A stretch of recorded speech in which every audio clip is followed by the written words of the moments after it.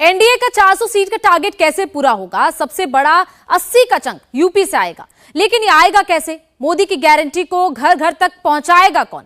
80% strike rate को 100% तक आखिर लाएगा कौन? इसके लिए उत्तर प्रदेश में 51 उम्मीदवारों की पहली लिस्ट का ऐलान हुआ। ये लिस्ट ऐसे नहीं तैयार हुई है, योगी के टेलीस्कोप से हर सीट, हर कैंडिडेट को परखा गया है। जो जिताऊ कैंडिडेट है उसी को टिकट दिया गया है, जिसमें युवा, महिला, शोषित, वंचित हर वर्ग का ख्याल रखा गया है, जिसका एक सैंपल योगी ने भी बताया था। 80 की 80 सीट का क्राइटेरिया क्या है? 100% जीत का फॉर्मूला क्या है? इस रिपोर्ट से समझते हैं। मोदी ने योगी को सबसे बड़ा काम दिया है, क्योंकि बगैर 80 के 400 पूरा नहीं हो सकता। बीजेपी की पहली लिस्ट 51 की आई है।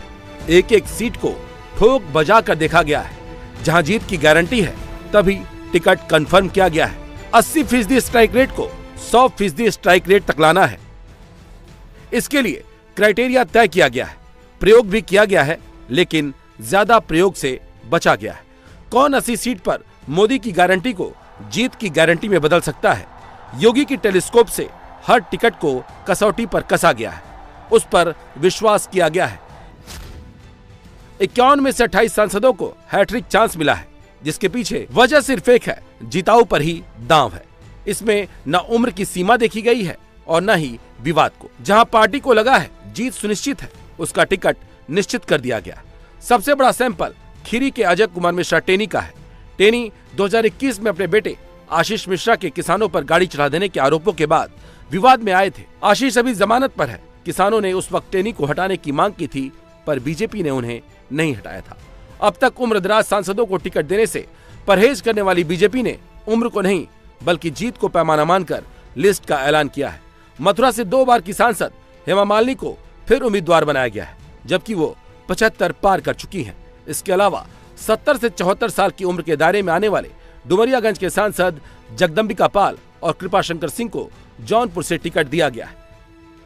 एक एक सीट कहां से किसको दी जाए, किसको हटाया जाए, किसको रखा जाए, यूपी की सभी 80 सीट की पिक्चर योगी खींच कर बैठे हुए हैं। जो पिक्चर योगी दिखाते हैं उसी पिक्चर पर मुहर लगती है। अगर इसे समझना है तो सबसे बढ़िया सैंपल गोरखपुर से आया है।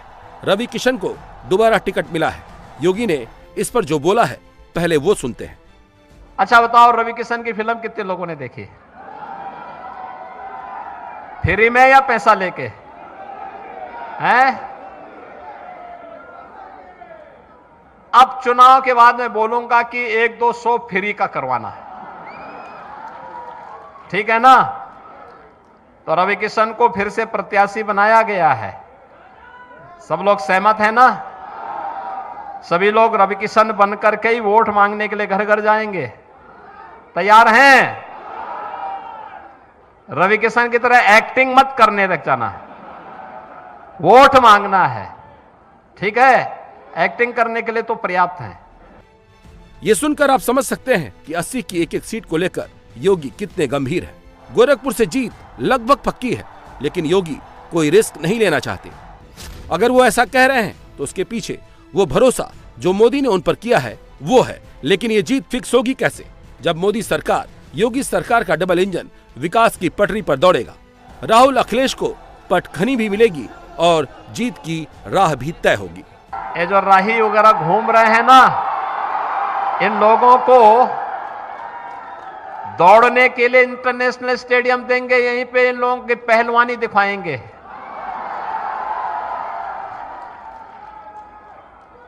सब लोग समझ रहे हैं ना आप?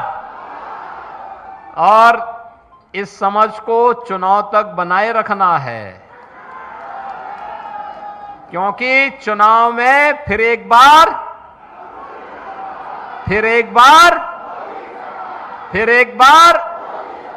मोदी सरकार, और अब की बार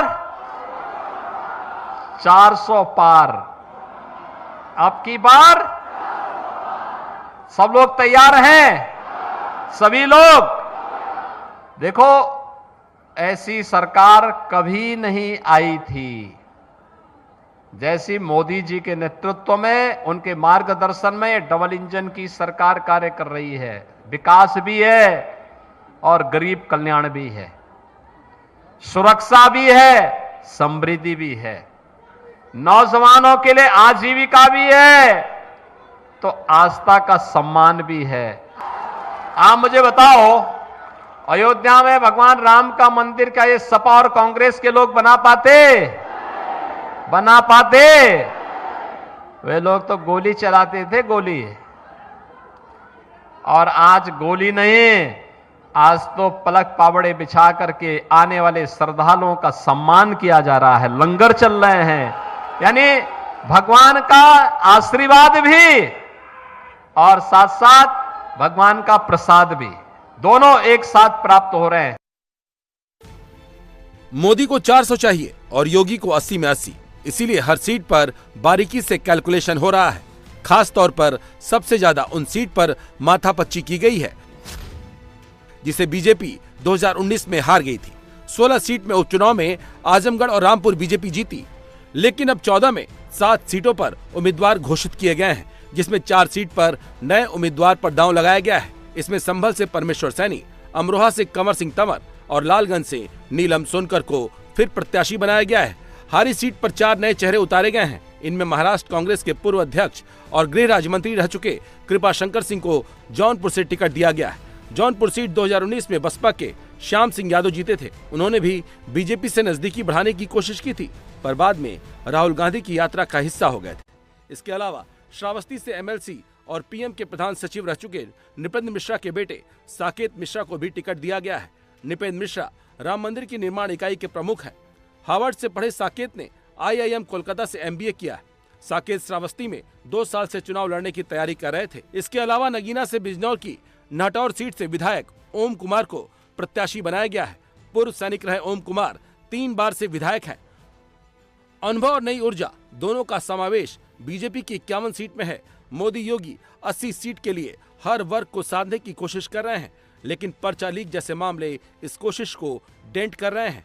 बीजेपी की बड़ी वोटर फोर्स युवा है। इसी को टारगेट करते हुए पटना में अखिलेश यादव ने तेजस्वी की जन विश्वास रैली में पर्चा लीक मामले को उठाया और 80+40 120 जिताओ, बीजेपी हटाओ का नारा दे दिया।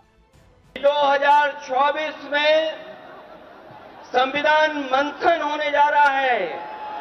एक तरफ वो लोग हैं जो संविधान बचाना चाहते हैं, संविधान के रक्षक हैं, और दूसरी तरफ वो लोग हैं जो संविधान के भक्षक हैं, संविधान को खत्म करना चाहते हैं। मैं जब बिहार आया हूं आपके बीच में, जब मैंने अखबार उठा करके देखा तो एक युवती ने जान दे दी। एक बेटी जो परीक्षा में दे करके आई थी, क्योंकि परीक्षा को रद्द कर दिया गया, पेपर लीक हो गया, जिसके कारण उसने आत्महत्या कर ली और कहा कि मां बाप से मैं माफी मांगती हूं।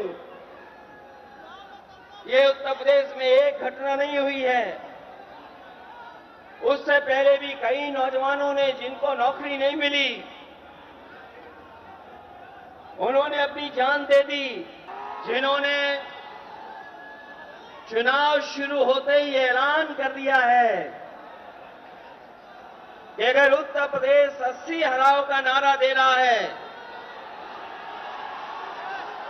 अगर उत्तर प्रदेश 80 हराओ का नारा दे रहा है, तो बिहार भी पीछे नहीं है। 40 हराओ का नारा यहां से भी निकल करके जा रहा है। और अगर यूपी और बिहार मिलकर के 120 सीट हरा देंगे तो भारतीय जनता पार्टी का क्या होगा? इस समय परीक्षाओं का लोड भी आपके ऊपर होगा। तनाव से मुक्त वातावरण में परीक्षा देने के लिए जाया करिए। याद रखना, जितनी मेहनत की होगी उसका परिणाम प्राप्त करने से कोई आपको रोक नहीं पाएगा। अनावश्यक तनाव नहीं लाना चाहिए, एक। और दूसरा, आपको मैं इस बात के लिए आश्वस्त करता हूं, प्रदेश भर के युवाओं को आश्वस्त करता हूं, युवाओं के भविष्य के साथ कोई खिलवाड़ नहीं कर पाएगा। युवाओं का भविष्य उज्जवल है। हमारा युवा प्रतिभाशाली है, सक्षम है, उसको डिजिटली सक्षम बनाने के लिए सभी कार्यक्रम आगे बढ़ाए जा रहे हैं। लॉ एंड ऑर्डर वो मुद्दा है जिस पर अखिलेश सवाल तो उठा सकते हैं, लेकिन योगी को इस मुद्दे पर घेर नहीं सकते। लॉ एंड ऑर्डर के मुद्दे पर ही योगी दोबारा सत्ता में आए और अखिलेश अपनी सरकार के लॉ एंड ऑर्डर के मुद्दे पर ही हाशिए पर पहुंच गए।